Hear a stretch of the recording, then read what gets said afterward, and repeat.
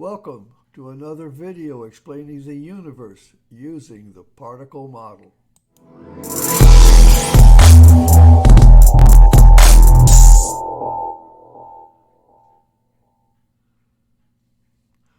Well, today I'm revisiting the double slit experiment because of a question or statement by one of my viewers named Mark Howe.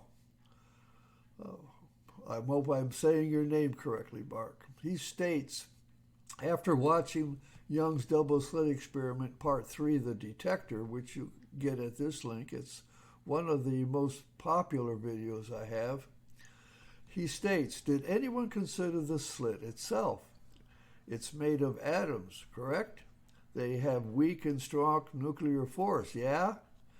Any electrons in the slit material? Maybe it's like shooting a magnetic ball through a magnetic slit material and being surprised it changed direction. Some of his suggestions. Well, it was after I made this video, which was quite a while ago, that I understood something about the light in the slit. Light, which is a stream of high-intensity G1 particles with a repetitive pattern, is moving through the slit at speed c towards the target. But there are also G2 particles that are moving through the slit, and they're moving in a perpendicular direction at a speed that is much faster than the speeds of the G1s. So you got two very high-speed things going. Light is high enough in the first place. The estimate of the speed of the G2 particle is my general statement that it's approximately the square of the speed of light. So here's the idea: if the G1 light is going so much slower than the G2, so you can slow the G1 particles in the slit to a stop. You have G2 particles passing through a stationary G1 field. This causes a G2 loss in the slit, which causes a G2 field gradient in the slit. This is one of the key reasons for developing an interference pattern. It's a point I missed in my previous videos. But particle-to-particle interactions, I've said this over and over again, but it bears reviewing because particles can pass through, can hit and push, or can be trapped as they pass through another object, even another a gaseous, or water or gas or solid. And we have at level 1, we have G1s passing through the atom, molecules, and larger objects, which is the way they set up G1 gravity. But G1s themselves bounce off other G1s and N1s, which are the nucleon, which make up the nucleus of the atoms. At a lower level, we have G2s that pass through G1 and N1s, and thereby that G2 gravity makes an atom. One N1 and one G1 presumably would make hydrogen. But the G2 can pass through these, setting up a gravitational field which causes the G1 to orbit the N1. And it can pass through, obviously, even the atoms and molecules, setting up G2 gravity. G2s, however, bounce off G2s and N2s. General interaction, all the same at the different levels. Well, here's a picture of, I'm going to display red light. Red light is going to be a solid stream, but it really is meant to show that red light is a stream of G1 particles, but it has peaks and it has valleys. And the longer the stream, the more the peaks, and you can have as little as 2. That will, if it's got the right distance between them, can't have one. One peak does not make light. But you can, this was the video I used to explain the wave versus the particle. Okay, now let's talk about the G2 field. The G2 particle field is a low intensity stream of G2 particles that come from all the stars in the universe. The length of the blue arrow that I'm going to use in the following diagram represents the amount of G1 particles flowing into or through the system. By the way, it's an interesting point. Even though there's no evidence, the particle model would suggest that it is possible to have G2 light. That is, some of the streams of G2 may have a repetitive pattern, but we would apparently have no way to detect that.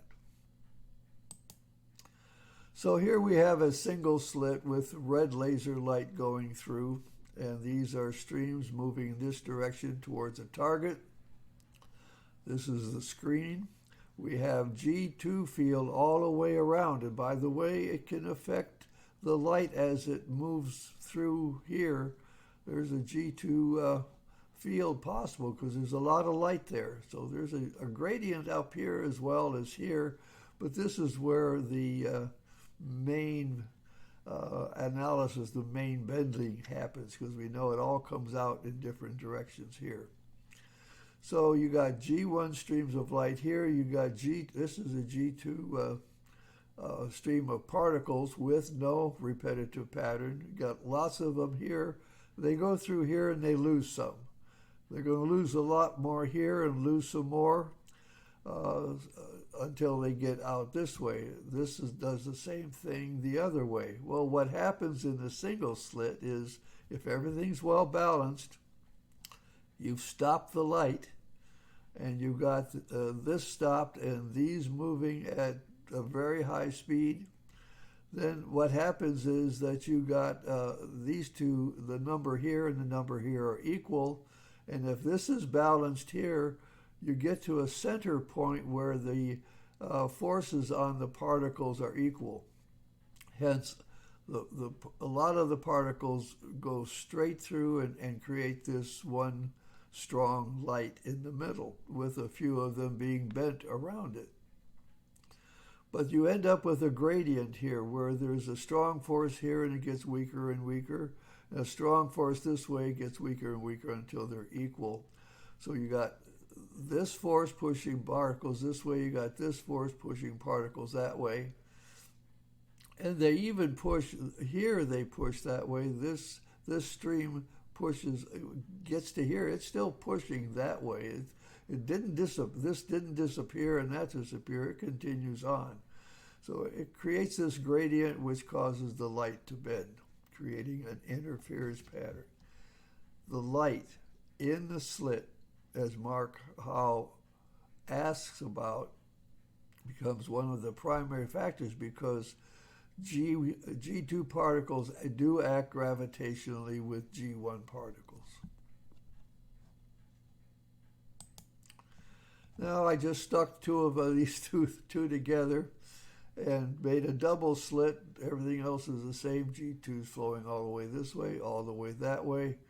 But in this case, because you have loss here, here, and here, you have a weaker force, a weaker number of particles here, and you have more particles here, giving us a slight imbalance.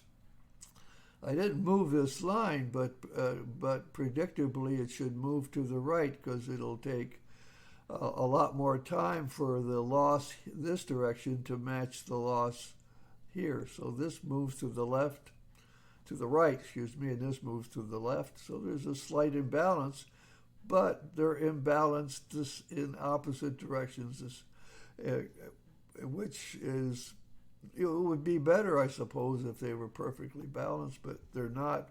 But look what you end up with in a double slit. That main light in the middle, it actually has an interference pattern of its own, and then a dark spot, and then another stream of interference patterns. The light itself, to analyze it, you stop the light and you let these particles pass right on through, and you can analyze how they're going to move. Well, my answer to Mark continues. I said the light itself becomes part of the system that provides a G2 field gradient in the slit. There is a G2 field gradient in the slit, which then helps create the interference pattern.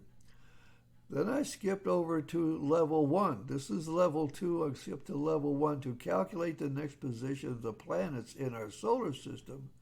We stop the planets. This is a typical, we say, well, okay, where were the planets on midnight of such and such a day? And we stop them, and we analyze the forces. As the G1 particles move through the solar system, a G1 field gradient in our solar system is set up that allows us to calculate the forces on each planet, determined by the position and mass of all the planets. So here it's determined by the light in the slit. This is determined by the position of the planets. Doing the same thing. We have the same physics at two different levels. Quite amazing. Well, speaking of levels, there is a video I recommend. It's not too often viewed, but it's called Levels of the Universe. That's the link. And I talk about levels up higher levels than level 1 and 2. Higher levels are A, B, C, and I talk about those levels of the universe. And I also talk about level 3 and lower. So if you might be interested in examining what I say about those. My name is Bob D. Hilster, and I am your particle model guru. Tune in next time when I'll explain more of the universe using the particle model. Thank you for your attention.